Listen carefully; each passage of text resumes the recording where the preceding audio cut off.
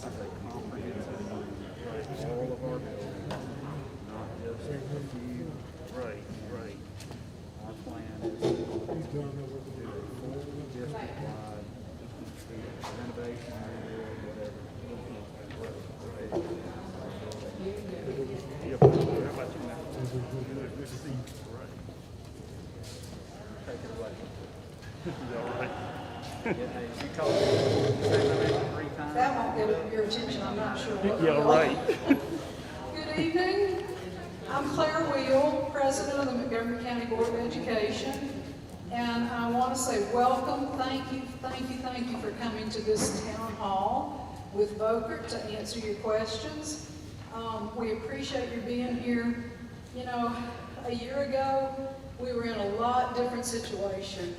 And thanks to you, everybody in here, I'm sure, we now have a little more money to work on our schools. And they are in dire need, as almost everybody should understand and know. But we're very excited at the prospects of this coming year. And I'm going to turn it over to Bokert. They've got a program for us. And again, thanks for coming.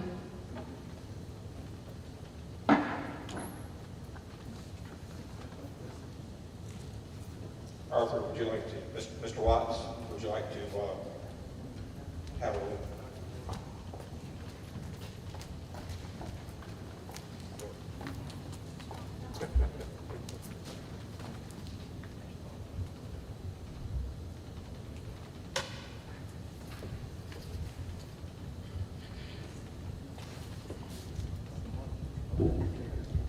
Testing. That works. Just want to say hello to everyone and thank you for coming out. Just to kind of ditto what Ms. Wills has said, that we're very appreciative of the community and what they've done for us and for our students in our school system. And we're looking forward to bigger, brighter days when you walk up and you drive past the building and you see something that looks really good and inviting, and that you as a citizen or as a community person or as a student will say, I'm going to be going to school right there, because that is a wonderful place to be. And so we're just really excited about tonight and having you all to come out to hear more about what's going to be going on as we move forward together. Thank you. Thank you very much, Dr. Moore, Mr. Williams. Before I get started, I'd like to ask Dr. Marsh to come up, just make a few statements. Dr. Marsh, we really appreciate the invitation, and I'd like you to make just a couple of statements, please. Again, I first of all want to pay homage to the board and to Dr. Moore for the privilege of hosting this first town hall in regards to the capital program. I also want to recognize all the faculty of Lee who's here helping play host. I just ask y'all to stand so that our board will recognize who y'all are and that y'all are in the house. We're humble. We got a lot of challenges, but we're not afraid to face them. And as I think as we're moving forward together for the betterment of our students, and we're very excited to see what's going to happen. Thank you so much. Thank you very much, Dr. Morris. You know, when we first took on the challenges of funding the school district, there were a number of things we needed to look at. Number one, we need to look at the amount of funding that we were receiving, how those funds were being expended, and what do we need to do to improve upon that. Of course, as we dug deep, there were some things that we did and we uncovered, and of course, I'm sure you read about some of those things. We wanted to ensure that we corrected many of the errors that were made, and if there were individuals that was doing something that was unethical, we wanted to ensure that those individuals were held responsible and accountable. And so we did that. But then as we continue to look at the amount of funding that we were receiving locally and compare those amounts to other urban school districts that had similar demographics as Montgomery, we found a lot of inequities there. For example, when I looked at Montgomery Public Schools' local revenues, and I noticed that we were receiving only about $55 to $58 million in local revenues. Then I pulled up Birmingham's local revenues, in which I had served as CFO for about 13 or 14 years, and I knew that we were receiving at the time over $102 million in local revenues on an annual basis. So I thought I'll kind of look around and look at some other things, and looking at some of these buildings, I said to myself, well, I see why we're in the conditions that we're in. Because when you look at Birmingham, who was receiving over $102 million in local revenues and only had about 22 or 23,000 students, and then compare that to Montgomery, who was receiving about $50 to $55 million in local revenues, and we had 27 to 28,000 students. So we're talking about a situation where we had about 5,000 or 6,000 more students than Birmingham, but Birmingham was receiving almost double the amount of local revenues than Montgomery. And I thought about the capital program that we had done in Birmingham, where we expended, Leon, if I'm not mistaken, well over $400 million in building and renovating schools. And those schools was in excellent shape and met all of the programmatic needs of our students. And then we looked at Huntsville City Schools, which is a school district that Dr. Moore served as superintendent for a number of years. And we recognized that Huntsville City Schools only had about 22,000 students, but their local revenues were about $102 million. And so there again, we talk about 6,000 more students in Montgomery, $50 to $55 million in local revenues, compared to Huntsville City Schools, about 22,000 students, well over $100 million in local revenue. So we knew something had to be done if we were going to meet the educational needs and the facility needs of our students. And so from that, Dr. Moore, the board, and many of her staff decided that we need to put together a campaign and go out and explain to the good people of Montgomery exactly where we stood from a financial standpoint. We knew that our buildings was in horrible shape. And we knew that there had been a study done several years ago, even prior to our coming to Montgomery, that stated that our deferred maintenance totaled over $250 million. And so I'll ask you a question. In your own home, if you had a roof that had a small leak, really small leak, and if you went 3, 4, 7 years without repairing that leak, what do you think would happen? That leak would spread, and there would be a number of other challenges as a result of that one little small leak. You probably would end up with wall damages, floor damages, and several other things.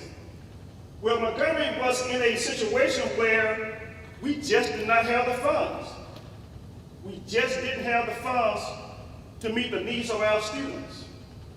So again, as a result, the board went out and explained to the public, the superintendent, staff went out to explain to the public, we need additional revenues. And ladies and gentlemen, you came through. You really came through. And last November, you passed an ad valorem tax increase of about 12 mills. That 12 mills would bring in an additional $33 million a year to Montgomery Public Schools.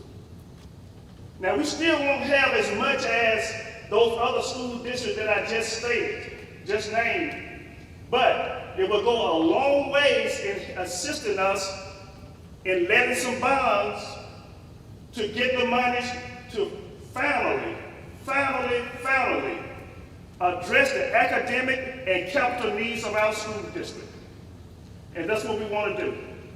So right now, Volker, of course, is working on a demographic study and a facility study, because one of the things we don't want to do, we don't want to go and start building schools in areas where there's a great loss of student population. And we want to make sure that we're doing the appropriate studies, whether it's the housing, whether it's residential studies. We want to do all of these various studies to determine what the needs are for our school district, so that we're building in the right places. Where there's a need, when there's a need to renovate, we're renovating in the right place. And even, of course, and this is a bad word sometimes, even if there's a need to consolidate, then we're consolidating in the right place. But we want to ensure that your tax dollars are appropriately expended based on the best data we have available. The best data that we have available. And that's what we want to ensure of. Now, when I think about our board's vision, then Chad, I'm going to ask you to just step up, just talk a little bit about our facilities.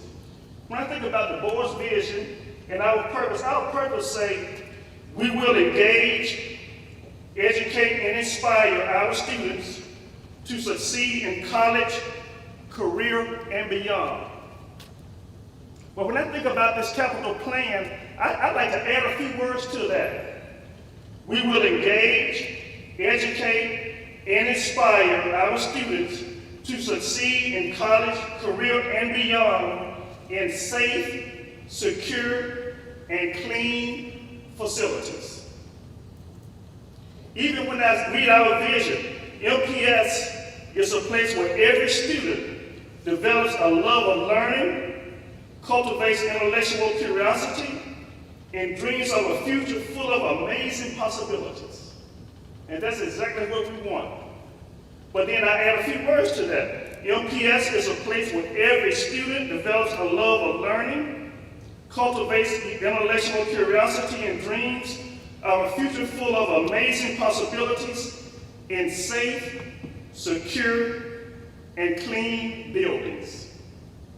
So that's what this is all about. It's about us providing an opportunity for our students. Providing the opportunity that our students need and really our students deserve. Because I say all the time that the students in Montgomery deserve the same opportunities as students in Birmingham, Huntsville, or anywhere else. We have some of the brightest students in America. And we want to do everything we can from an academic standpoint to ensure that they reach their goals. And so that means that we need to ensure that we have facilities built to meet the programmatic needs of our students. And so that's what that's what we want to do. And that is our purpose of being here. But before I ask Chad to come on up, I want to say thank you to you again for coming out and voting on that tax increase. That was huge for Montgomery. And there will be deliverables as a result of your doing what you needed to do for education in our wonderful county. So thank you so very, very much. We really appreciate it. I think that this tax increase is a game changer for Montgomery Public Schools. Chad.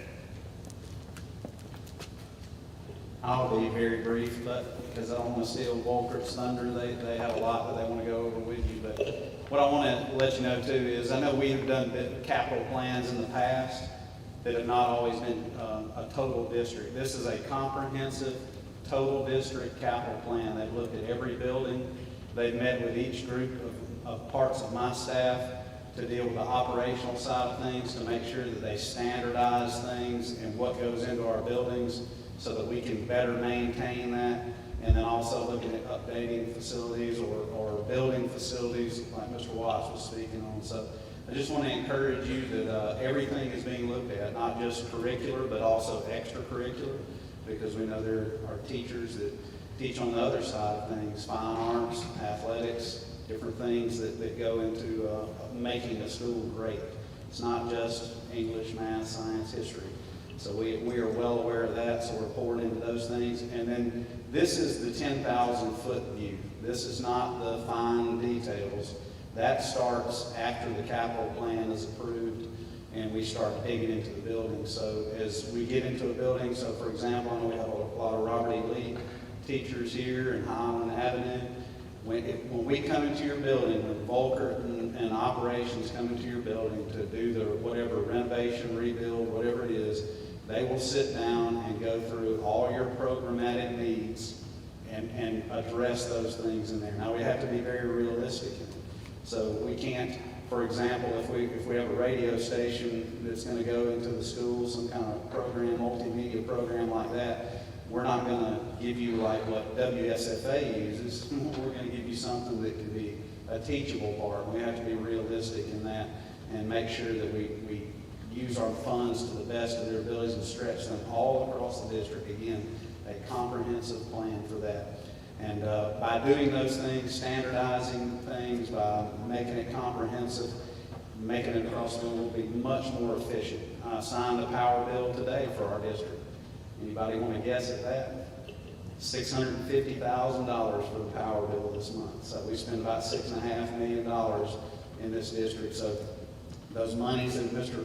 Watts is talking about, that $50 million, you can see how very quickly those things go away. You know, you can eat up $50 million very quickly. We could spend $50 million here at Robert E. Lee, and you notice it a little bit, but not a great amount. So it's something that we're going to take very seriously.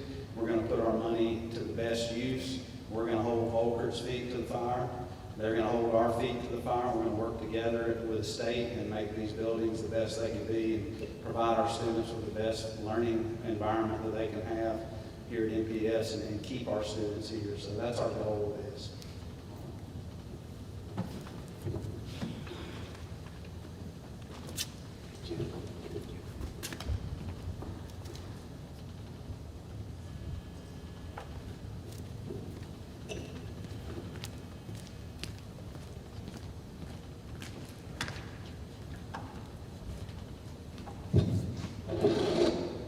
Evening, everybody.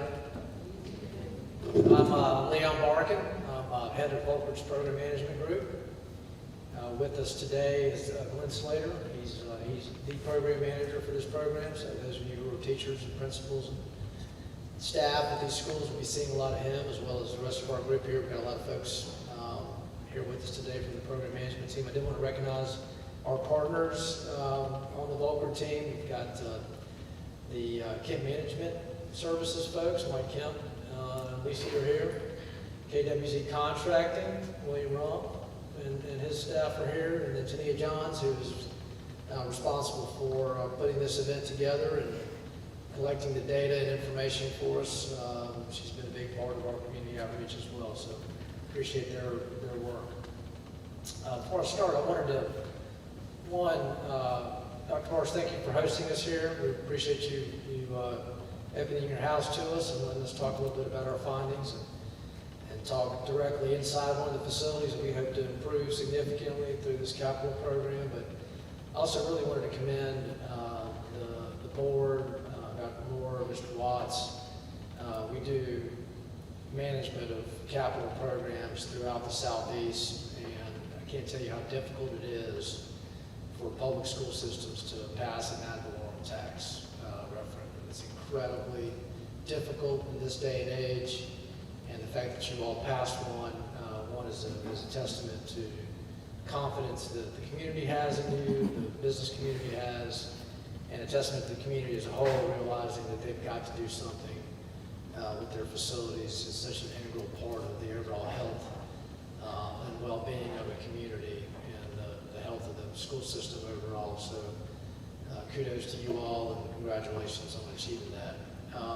With that achievement, though, there's a lot of eyes watching this. This is a once-in-a-generation opportunity for the community. We had a big building program in the 1920s, a big one in the 50s and 60s, and it's been kind of sporadic ever since. And so this is really the one shot we've got in our professional lifetimes to get it right. And so we're all trying to do it right, and there's a lot of parts and pieces that go into delivering a successful building program. One of those is community involvement and community input. We know generally what goes into a school and what needs to go into a school from a bricks and mortar standpoint, but every community is very different. And so it's really important that one of the metrics for a successful building program is not only how well built the buildings are or how pretty they are, but how well received they are by the community, how well they work for the community is such an integral part of the neighborhood and the overall health of those neighborhoods to have a building that is a living, breathing part of that community. So that's why we're here tonight. We've done our field work.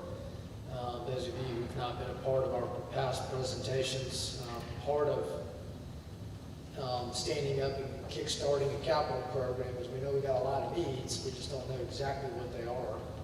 And so to have a good roadmap and a good plan, we've got to really do a baseline assessment of where we stand from a facility standpoint, not only in terms of the condition of the facilities. We know we've got a lot of, Mr. Watts pointed out, a lot of deferred maintenance issues, but we also have a lot of issues related to just the basic architecture of some of these buildings and how suitable they are for the modern learning environment, the 21st century learning environment.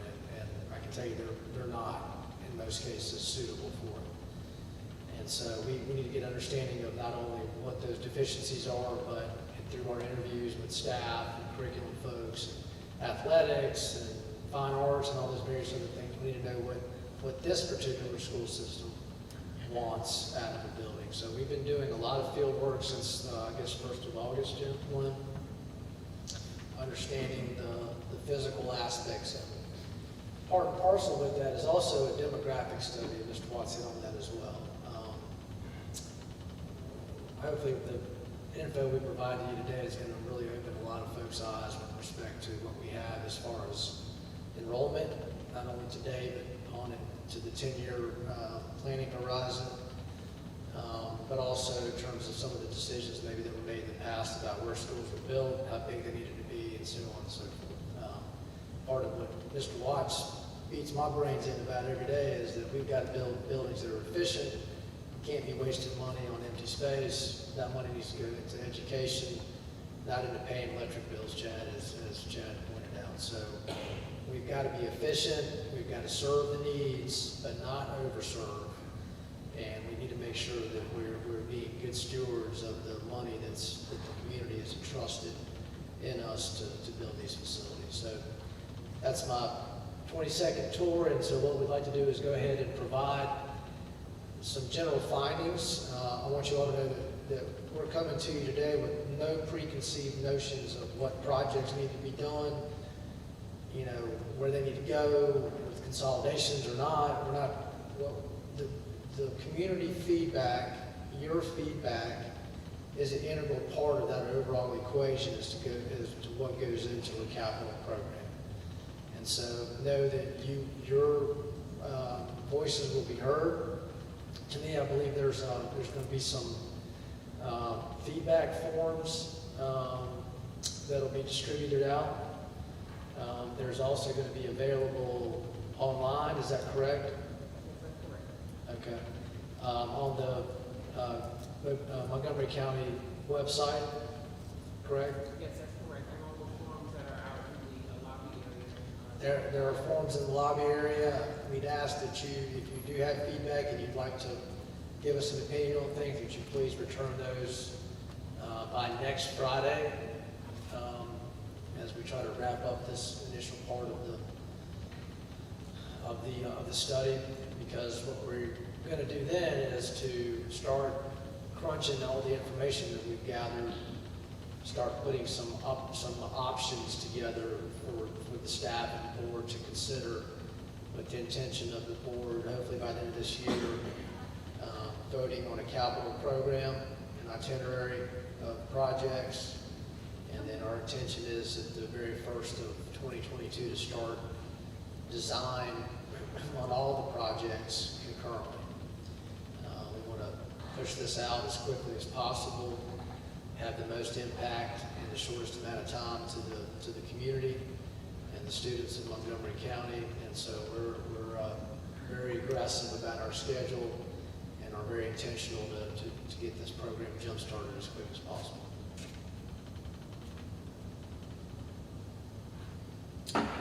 So my presentation today is going to basically give you some general feedback on our findings of the physical condition of the facilities. And then we're going to talk about the enrollment and capacity condition. Those of you who are not familiar with what I'm talking about, capacity is basically how many instructional seats can a school facility house versus the enrollment of that facility. We talked about this already, but basically the assessors looked at, there's a whole litany of building systems that our folks look at. We actually assisted the State Department of Education in developing their facility assessment guidelines back in the mid-90s, I think, that every school system has to fill out and submit to the State Department. And so we use that model as part of our facility assessment process. When we look at not only the HVAC systems, electrical systems, the windows, doors, the roofing, all those various things that make up the physical condition, we also look at, how suitable is that facility for the educational program that school is trying to put on. And that's a really important aspect of our assessment. And then we had a very thorough and robust demographic study that was done. As Mr. Watts mentioned, our demographer is extremely good, really accurate. We live and die by these enrollment projections. They really guide in a profound way where additions need to be made, where new schools need to be built, how big those schools need to be. Without that information, without the accuracy of that information, you can make some really expensive mistakes in this business. And so we want to make sure that information is really sound and that we can rely on. So let's take a look at the enrollment real quick. So those of you who lived in the county for a number of years probably not know shock to. We're hoping to reverse this trend with these new facility upgrades we're talking about, but the student population has continued to decline year over year. We've got space currently, instructional seats for almost 38,000 students in the Montgomery County public school system, but have significantly less students than that. So there are a lot of empty chairs, a lot of empty classrooms, a lot of empty space in our buildings that is not the most efficient way to operate a school system. So right now we've got a little over 26,000 students. The projection 10 years from now is we're going to have less than 25,000 students. So the smart thing to do is to plan for that, to build for that, make them efficient, as nice and efficient as we can make them to serve that student population, not for 38,000 students. So with respect to the high schools are only about 63% occupied. Middle schools are about 71% occupied. Middle schools actually are the steadiest and most occupied from a capacity standpoint of all the schools in the school system.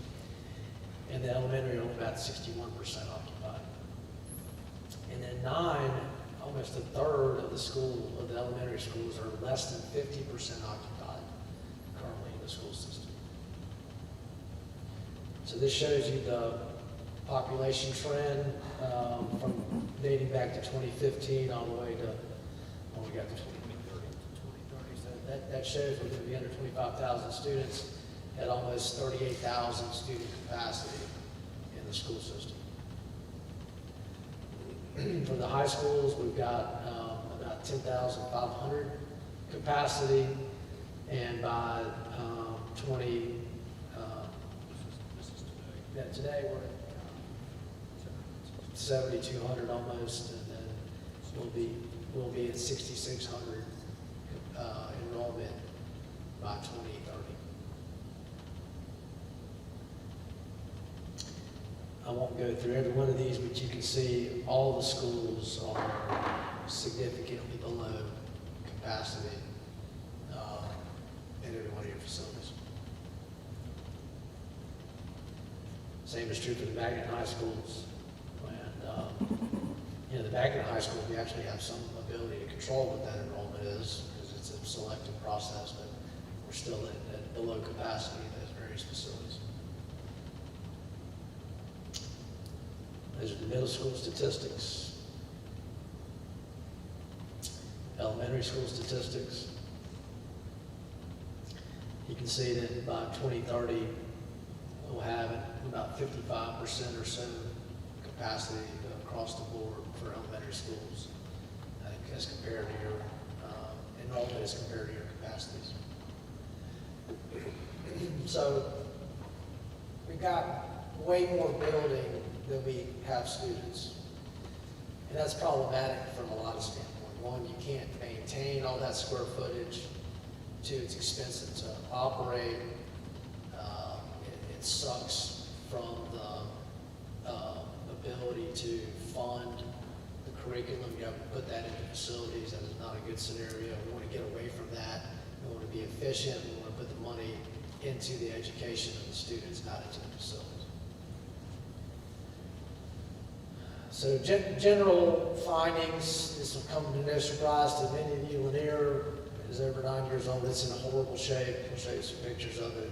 Really, really bad condition. Lee is over 60 years old. It also is in fairly poor condition, although you guys do a great job of maintaining what you got. It's about 60% capacity. There's a lot. One of the things we really look at, especially in this day and age, is security. The way we build schools now, design and build them, is very different than the way they were built back in the 20s, 30s, 40s, and 50s. Society is totally different. And so security is of paramount importance to how schools are built these days. Having classrooms empty out into the environment outside without an ability to secure that is highly not ideal. And so we would never design or build a school that way today, which is really the way that Lee is constructed. I'm sure Dr. Marsh is very difficult for you to maintain not only the facility, but also the security of this facility. There's not really any way to keep people from coming off Main Street, access directly onto your campus and get into one of the classrooms. It's really difficult. Jeff Davis, over 50 years old. It's in decent shape, but it's about 70% capacity. It has undergone a number of renovations recently and is currently going through some significant renovations now. It does need some new windows and some updated finishes throughout. Carver is fairly new, but it's only about 51% capacity. Park Crossing also new, it's only about 40% capacity. Brubaker's at 55%, Lamb's less than 50%, Lamb is fairly new, and it's in good shape. And Booker T. Washington is currently is under construction now, but will be at about 60% capacity when completed. So some of the things that we've found is glaring deficiencies, not only in just general condition of the schools, but what they're lacking from an amenity standpoint. We understand that the model here in Montgomery is to have a central location or two central locations to play competitive sports. We understand that's, from a financial standpoint, operational standpoint, maintenance standpoint, a good way to go for a county school system. But you do lack some of the basic athletic facilities that are needed to make sure that you're serving the students properly. And those include field houses, proper practice fields, those sort of things. We talked about secure entry points. Very few of your facilities have proper security protocols and amenities inherent in the design of the schools. That's problematic, especially in the high schools.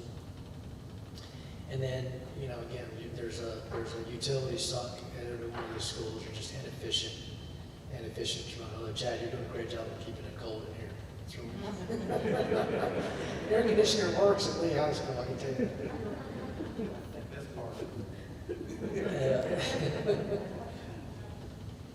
Just quick pictures, Lanier, it's really in bad, sad shape. I mean, you can see there's some significant issues in the fenestration. I mean, you can't keep the elements out of that building. It's just deteriorating at a rapid pace. That's the heating and air conditioning. That's the heating system. Look at those boilers. I mean, that's, I've never seen a boiler older than that in any school I think we've ever done. You can see the windows. Your electrical system not only is outdated, but it's frankly dangerous.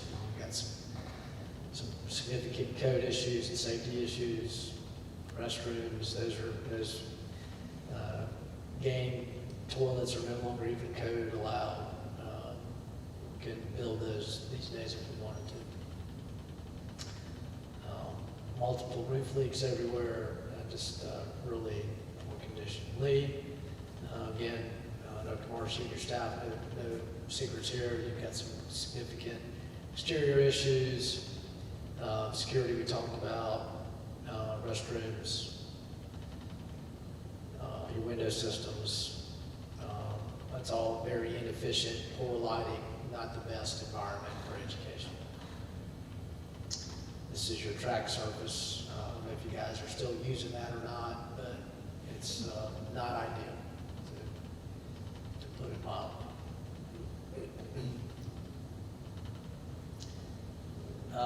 General notes on your middle schools. Capitol Heights is in really bad condition.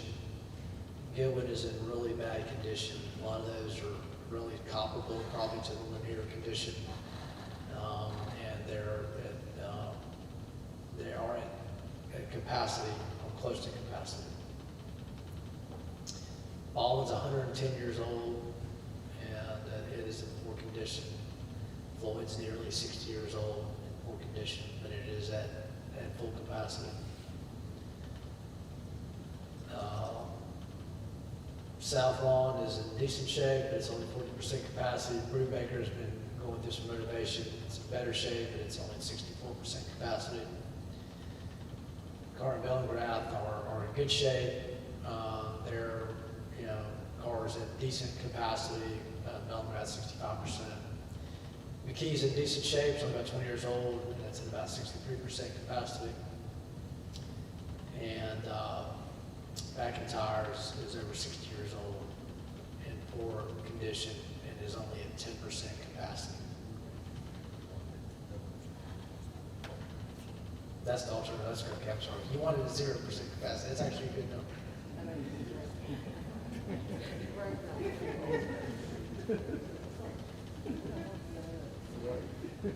So again, with the middle schools, just glaring things.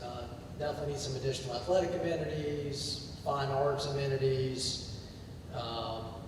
In middle school, modern middle schools these days, we see things like the career tech, fine arts, athletics.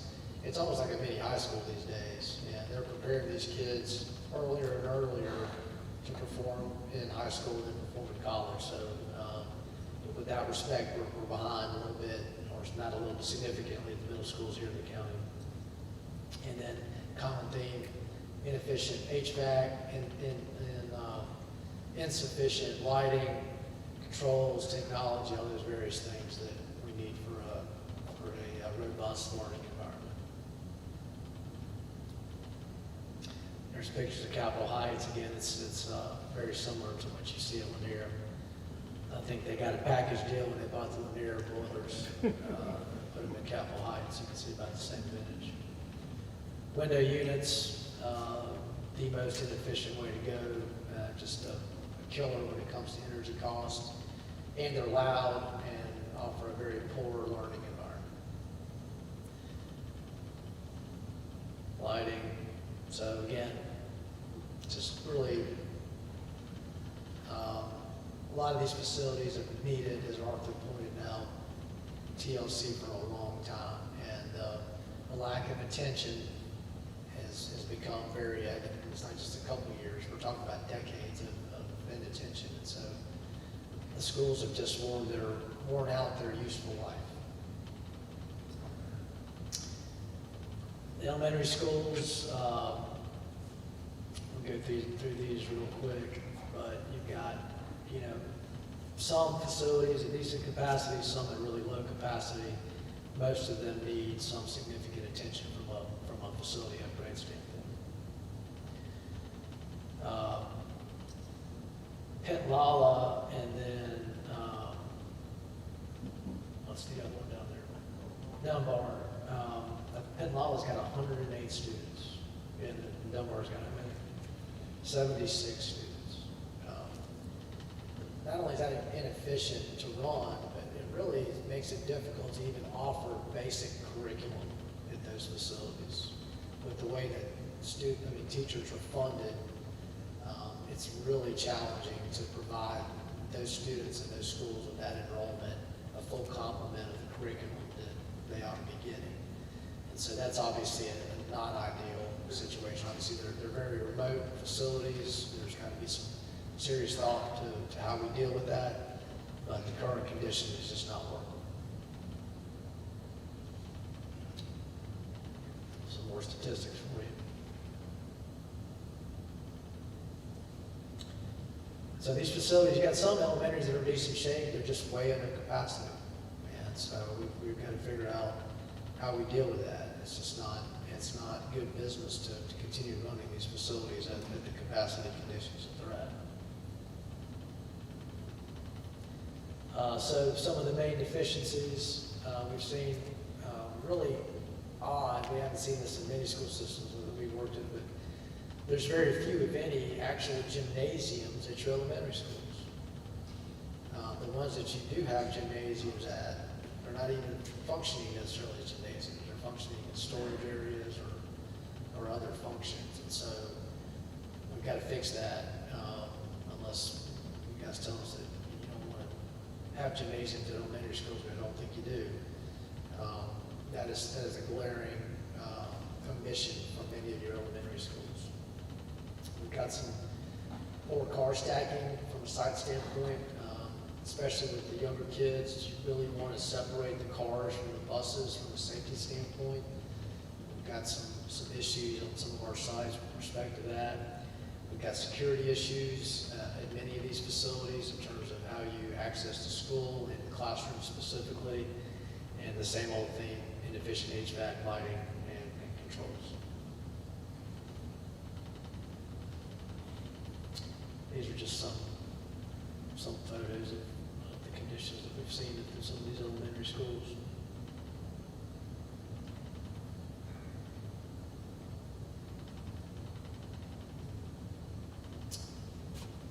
So, ladies and gentlemen, that's our basic presentation. To me, I think we're going to open it up to give some opportunity for folks to speak and ask questions if there are any.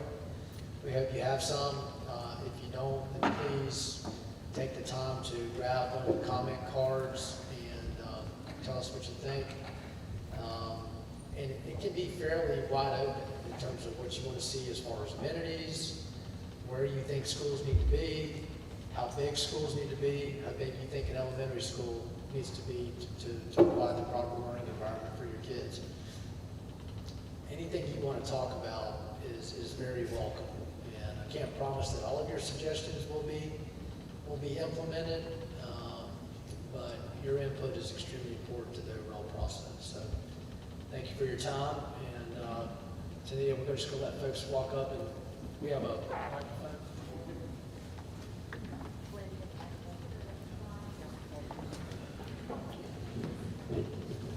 Test.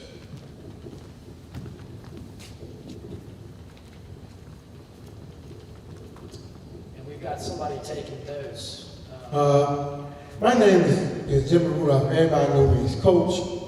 I retired from UPS, and I was in athletics. And of course, we know how important athletics are around the nation. But here is paramount. Your suggestions about building gymnasium at elementary school, it's excellent. They need that. You cannot, what we said, pass them on and have a feeder program unless you introduce them to what they're going to do in middle school, high school.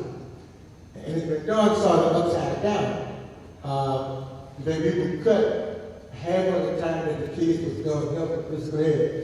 And that's my area, and also history. But with small children, the more you have for them to do in elementary school, the more excited they're going to be, the less trouble they'll have, and you can start probably looking at the athletic abilities of those kids if you have facilities. They do not need to be on the ground on rainy days. There's nothing to do. There's no gymnasium. You can't work the kids out. Put them in the classroom, only make them frustrated. So when they tell their parents, they think you know the child's gone. I understand that. But as far as athletic facilities, we are almost a station behind. They do need upgrade. You need a track at every elementary school and every high school. I've been doing track ever since 1963. I've been working the state track meets I worked for 15 years. And every time you notice, I hate to bring this up, but one of your premier receivers that's now with the Raiders, he's from Henry Rose, even though he just had a tragedy this evening, had a race to kill someone, but he's from this school. And he was the fastest kid in the state, and you had several, I had several.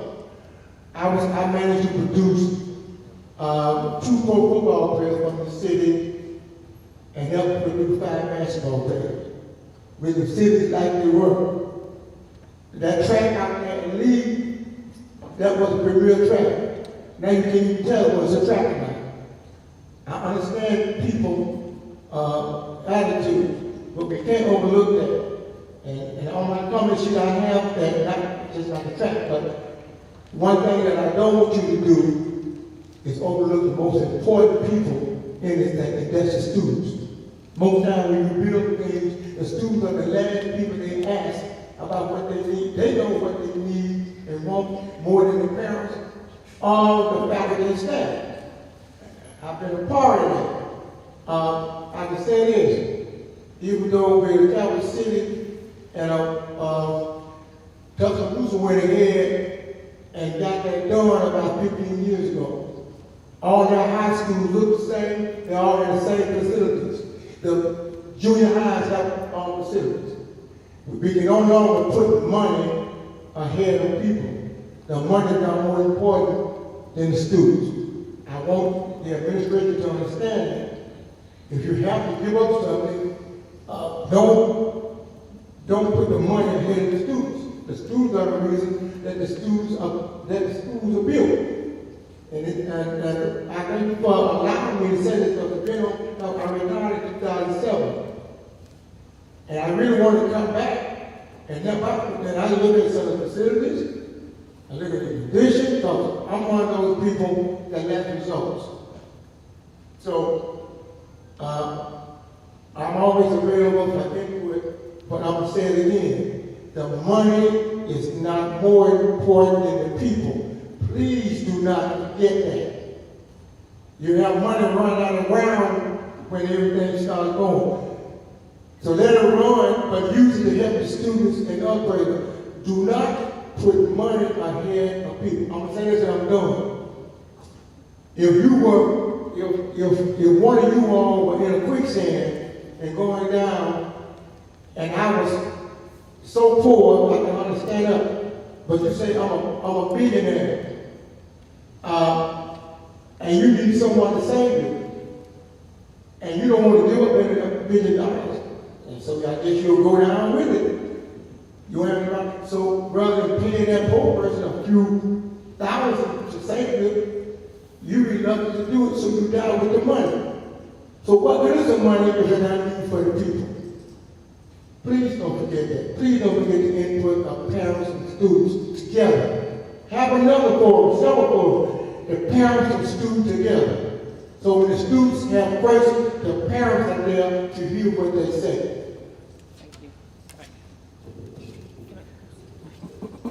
Thank you so much for your time. I'm going to set the room for just a second.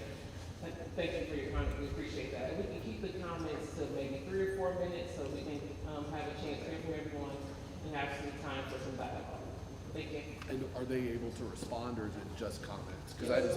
We'll try to respond, absolutely. Okay, thanks. Hi, my name is John Carroll. I just have a couple, I think, basic questions maybe. First, are the slides or this presentation going to be available to the public generally so you can get additional comments via email or this form? I think we can make that happen, for sure. And then I will admit, I have not been in many of the schools on that list, but a couple that I am familiar with, I was surprised by how under capacity they apparently are. And so I was just wondering if you could talk to the methodology for determining capacity in schools. Maybe it's as simple as it was built for this, and this is how many kids are there. But I was surprised by a couple. That's all. Sure. Thanks. So to answer that, so the capacity of a classroom is a lot dependent on what the student-teacher ratio is allowed to be per grade level. So the capacity of a kindergarten classroom, for example, is a lot less than the capacity of a high school.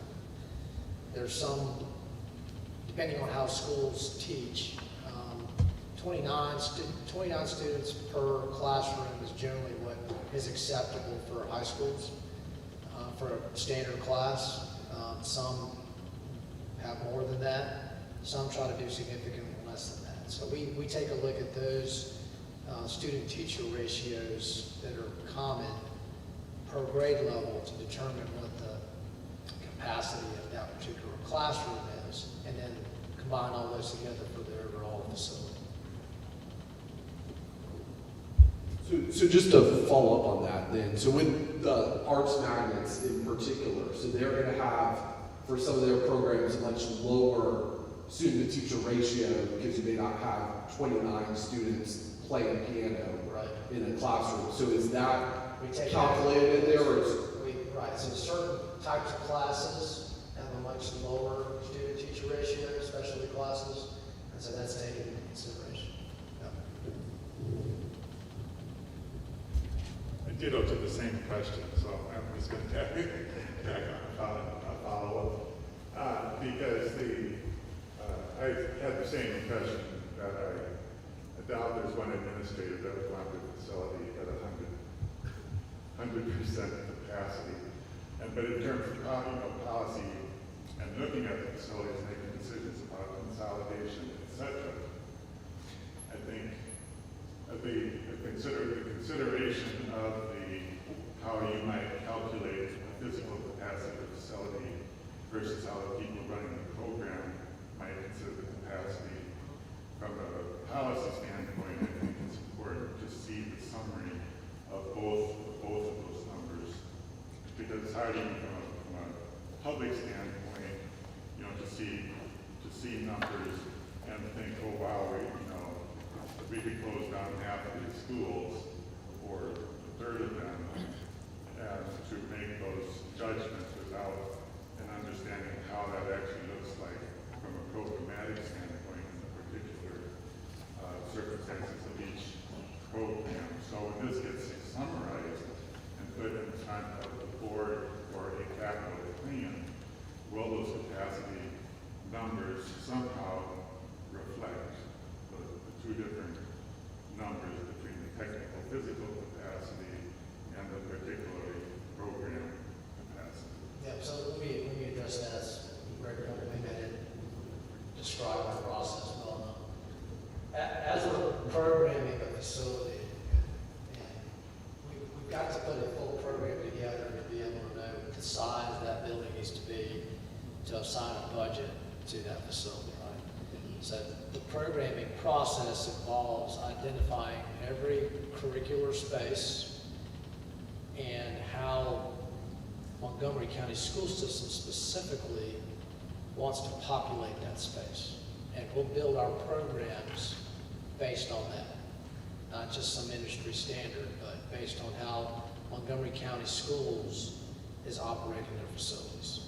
And so we'll have a program for every single facility that is planned for renovation, new construction, or addition as a part of this capital program. And that program, the capital P program, will identify every single space, the capacity of that space, and the size of that space that's going to be compliant with the way that Montgomery County operates.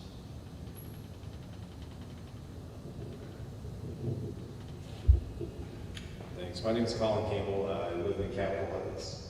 I have a 5-year-old about to enter into the school system, so I just have some questions. Specifically about Capitol Heights Middle School. I noticed that it was on the screen there, and it seems like you visited there, but is there plans for a feasibility study to see how much it's actually going to cost to bring Capitol Heights specifically up to code? Yes, that'll be done for every single facility, whether or not it's going to be a renovation, whether or not the decision is it makes less sense to renovate than to build new, whether or not there's a consolidation plan, whether or not there's going to be an addition plan. As Chad pointed out in his comments, this is a system-wide comprehensive assessment. And, you know, likely the school system's going to receive a capital program recommendation from us that far exceeds what their ability to fund the improvements are going to be. And so a decision will have to be made as to which projects can be done with their funding realities. But every single facility, including Capitol Heights, will be looked at to determine what needs it has to be brought up to current standards. So, to be clear, you've done a preliminary kind of walkthrough of each facility, and then you will later do a more in-depth assessment? No, the assessments are done. The physical assessments are done. Once we combine all this information, go through it, receive input from the community, look at those things, then we'll start developing the capital plan, which will be a recommendation of actions for each facility. Are we able to see the physical assessments that you've done for that school? Once the board receives it, it's a public document, so I'm assuming that yes. Does it include an active roof leak? It'll be we're not going through every single classroom and identifying everywhere that a roof is leaking. What we're doing is determining, yes, this roof is worn out, it needs to be replaced. I'm asking for Capitol Heights specifically, though. Do you have any knowledge, or are you aware of the leaking roof at Capitol Heights Middle School as being a part of your assessment for that school? The roof has been recently replaced, but I believe there are some issues that need to come up on warranty. Is that a yes as to whether or not the roof leak is on your program? I think what he's saying, that's really not part of their deal. We replaced the roof. Respectfully, how is that not part of the assessment of the facilities of the school? I think I can answer your question if I can finish. It's a flat roof system. They're notorious for leaks. When we replace the roofs on these flat roof systems, we have a 1-year warranty on that for the people to come back in. And as we get the work order, the contractors will come back in and work on it. They were at Capitol Heights last week looking at that and trying to get that taken care of, and it will get taken care of before they get off that 1 year. Well, as Mr. Watts was saying, roof leaks are important. A small roof leak can cause substantial damage, which I think leads into my last question here. The funding for this project, it seems like it's going to be coming in 2023 or 24. So if I'm to understand, you have an assessment that has already been completed that doesn't include an active roof leak, which will be done at the end of this year, which will not have funding until 2023. So how can we be confident that the plan that you come up with is not going to be immediately out of date when the funds arrive in 2023? The designs for these projects will start the first quarter of 22. The school system has a plan in place to enter and fund that aspect of the work. And then once the designs are complete, they will have funding in place to begin the construction process. And my last comments are about so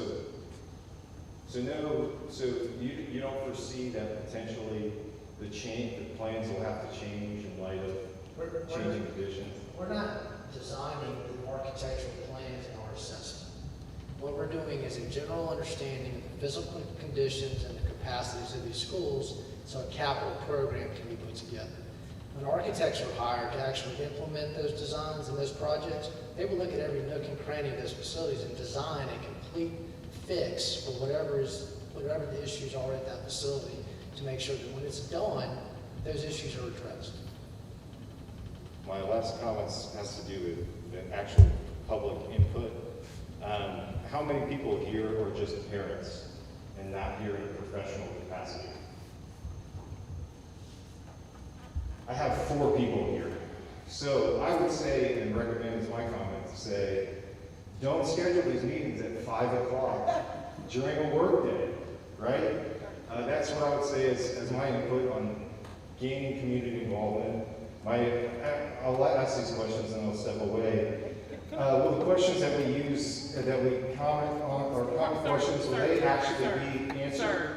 Sir. Will they be answered? Sir. It's okay. It's okay. Okay, we're trying to. It's okay, let them finish. It's important. I think I'm coming on 3 minutes. You're fine. So the comments that we input, that we give to you, so say I write a question in, that's going to go to you, and how do I know that's not going to disappear into the ether? Are the comments and questions are going to be, in federal government, when they take community input or input from the industry, they answer the most commonly received questions that the community or the business community has provided input in. So why should I beat the pavement? Help me understand why I should beat the pavement in my neighborhood to get people to say, these are the issues at Capitol Heights, these are the things that are important. Because I feel like I'm just going to tell you about it and it's going to disappear into the ether, and nobody's going to know about it. I don't know why you would have that impression, but the reason we're doing this is so we can get input as to what you think the needs are where your 5-year-olds can go to school. So we're addressing those needs in the capital plan. We're not going to answer. We're not going to answer your questions because it's not a question and answer process. It's a receipt of input so that can be made a part of the overall plan. So we would really appreciate you beating the pavement and getting your neighbors and those that want to attend Capitol Heights to give us input so we can make sure that that is a part of our overall consideration of the project. That's the purpose of the process. Okay, thank you. So I have 2 suggestions, or what did you say earlier?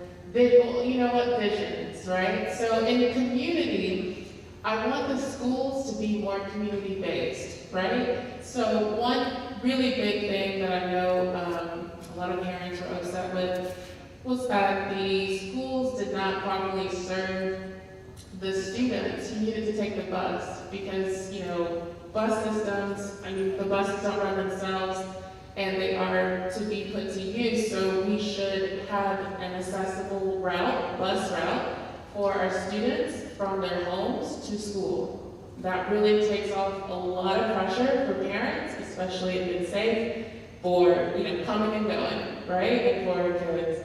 Another suggestion and or comment from the community is after I think this guy kind of had it too. It's looking like we will have to consolidate, right? Because there's a lot of large buildings that are wasting a lot of money. And I think one of the largest concerns I have is in a community where a school is a really big structure in that neighborhood, what's going to happen when there's no more students? I just hope that you guys consider that it not just becoming an abandoned building. Do you have any suggestions or experience with communities consolidating schools and those old schools becoming abandoned eyesores? We have, and in Birmingham, I think when we did that $450 million program, there was about 16 facilities that consolidated. Some of them were demolished and made way for new housing. Some of them were purchased by developers, turned into mixed use or apartment space. So there's a lot of opportunity for repurposing school facilities. But your point is absolutely true. These facilities are, a cornerstone of many communities, and that certainly goes into consideration when we're looking at which facilities are consolidating, where they're going to be put, built new, renovated, and so on. So. Awesome. Thank you. Yes, ma'am. Good evening. I have a question. I looked on your website and I was really impressed with the work that you have done, so let me say that first. So since you are embracing community and parental outreach, I know the next forums that we'll have will be more engaging with the community as far as what's going on, but I'm sort of with the brother here. When you did your assessment and you talked about your numbers, did you take into consideration, or did you all discuss, because I'm not sure, the trends of why we have lower numbers as far as your assessment is concerned? Things like gentrification, things like a global pandemic, things like, yes, a lot of our schools are outdated, but because how Montgomery was set up years ago as a system, and because it has changed and we outsourced our magnet schools, where they are now getting new buildings and facilities, and of course your magnet programs are going to be at capacity because of how the magnet programs are set up. So the reason why I'm afraid I'm not from here, I'm from Chicago. We also have the inundation of charter schools in this city. The problem I have is when you all begin to start talking about the consolidation of schools, that generally takes place in African American communities or poor and disenfranchised communities. And when charter schools fold and pack up because they have a right to do that,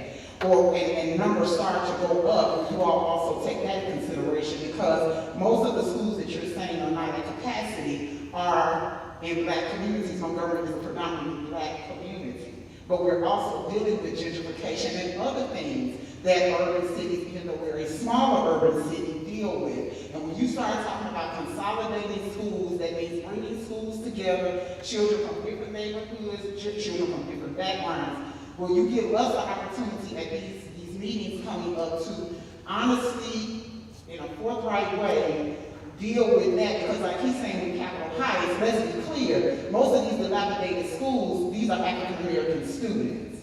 And most of our schools are Title I, meaning they come from poor socioeconomic backgrounds. And we have a lot of money, and school systems have a lot of money rolling in. And as a community, I think we just want to know that this is going to be very equitable for the least of them. And so my thing is, since you made a plan and you got that straight, and based upon what you all do an amazing job, have you also familiarized yourself with the communities that these schools sit in? My child is a student at Goodwin, and it looks like she has desks from the Civil Rights Movement. And that does not make sense when we have 4 new buildings in this system. So it's not that we're attacking you. We don't. We know you're paid, you're doing a great job. I saw your website, you do a great job.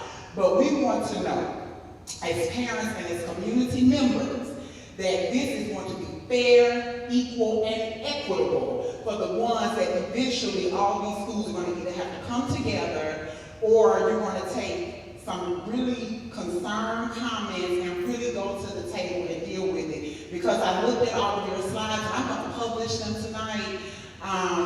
It's a bit alarming because, as you stated, there were factors that came into those numbers. And a lot of those factors on paper look one way, but in actuality they don't, because you have teachers that lead with the class size that's supposed to be 25 or 29 and they're at 39. Thank you. So just to address the equality aspect of it, one of the things that is incredibly important to the board and the staff is that there is equality of facility across the system. That's why it's a comprehensive assessment of the entire system. That's why the amount of this building program is going to be massive, and they are very steadfast in making sure that the type of facility and amenities that are provided in one part of town are identical to the other part of town. I can assure you that's been very aggressively stated to us, and we will carry that out. Yes, ma'am. Thank you. I'm coming, number one, as a professional for NPS and also as a community member, because I was a product of NPS. My whole professional career has been here, so I'm here for both aspects. But in speaking to your sizes of elementary school, I previously came from a school that had 700, and now I'm at a school with a little over 400. So in recommending that, I would suggest that you keep those elementary schools between 400 and 500, because there's so much more you can do with student achievement in having PD for those teachers, and also getting to know your community members and your families. 600 to 700 is just way too large. And then you also have to take into account the pre-K programs. I'm a huge pre-K advocate. I have 2 right now at my school. However, my families want more. I don't have the space. You know, those are things that we need to look at in the study is, are we gonna start expanding that? Because I want as many kids as possible in those pre-K programs because that helps us when we get to kindergarten and first grade. And then last, if you need another picture of the boiler, I have one at Allen Avenue. Great.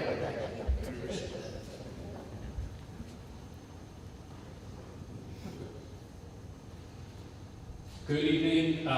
Thank you for taking the comments, and it's good to be here. I know a lot of people here have heard me talk many, many times about how I was a Teach for America core member here from 2012 to 2014 and taught on the second floor here. And when I taught, and again, I know a lot of people have heard me say this a lot, and the teachers that are here certainly still experience this. There were not blinds or shades on the windows, so that right after lunchtime, the glaring sun would come in and hit my classroom. It made it very hard for the rest of fifth period, 6 and 7, to focus. During the winter, it often got very cold in the room. And as in many of the schools, we have the leaks and the upended floors. So I say that to say that I'm really grateful and glad that this is happening. And to Dr. Moore and Claire and everyone at FBS, thank you for all the work we've done to get to this point. I know when I was here, the idea of having a property tax increase to fund this stuff was something that most people thought would never happen anytime maybe in our lifetimes. So I'm glad and grateful that this is happening. The question though, or comment that I have is, what will your standard be to make sure that corners aren't cut? Obviously this is very numbers driven, but what will the human factor standard be to say that whatever improvements are done need to be as good as the conditions would be for students, say, at Montgomery Academy or St. James? Great question. So, we will come up with an entire design criteria working with the staff, the facilities department regarding building systems, regarding educational amenities. So that we'll come up with a complete package of design criteria that's going to be provided to the design professionals as they go about designing the facilities to make sure that as I mentioned before, that the school built on the west side of the county is identical. It may not look completely the same, but as far as amenities, class sizes, building systems, technology, all those various things are going to be identical. And then I can assure you that the school system is set on, this is a great opportunity with large influx of money to build 21st century classrooms. And I think their facilities will not be shadowed by anything in this area or throughout the state for that matter.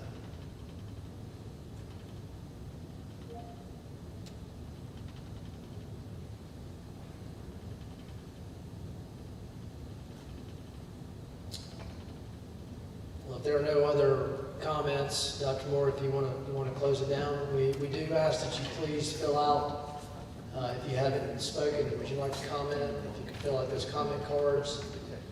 There is another forum Thursday night as well. We would hope that you guys participate. Where's the location? In Danley? Danley Elementary. Danley Elementary, okay. Yep. And then the comments can be emailed if you all have something to write on. And we can have this posted on the school system website as well as mpsk12@volkert.com. So again, we appreciate your comments and appreciate your interest in making sure that we're doing a good job in the school system, spending this money wisely. I can assure you they're all about making sure that this is a highly successful building program, not just for the staff and the teachers, but specifically for the students in the community. Thank you. Thank you. And so I'd like to say thank you to all of you for coming out tonight. And to sort of put it into perspective, the reason we're here is because the people in the community voted during the referendum to provide those funds that we need to do the things that Volkert has talked to you about tonight. And so that is a work in progress. 2 years ago, we would not be having this meeting. So please keep that in mind.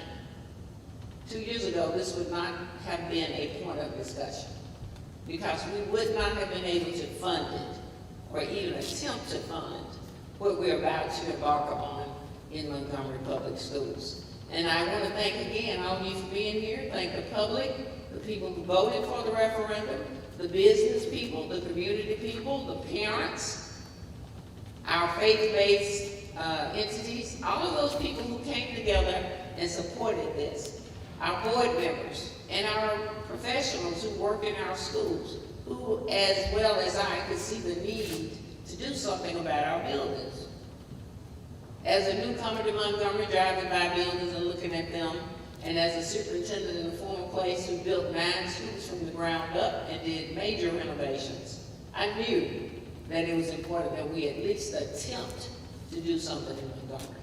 And so we did set out to do that, and we were successful with the help of a lot of people, our local public figures, and everybody in this room. So thank you so much.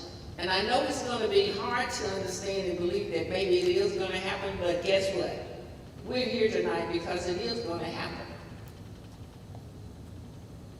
So I want you to go home tonight and you can continue to bring up your questions, send them in. We want equity, we want equality, we want good facilities for all of our students, no matter where they are, because they deserve it. They represent the community of Montgomery, Alabama. And many of them are going to live here when they become adults. So we want to educate them in the best places possible.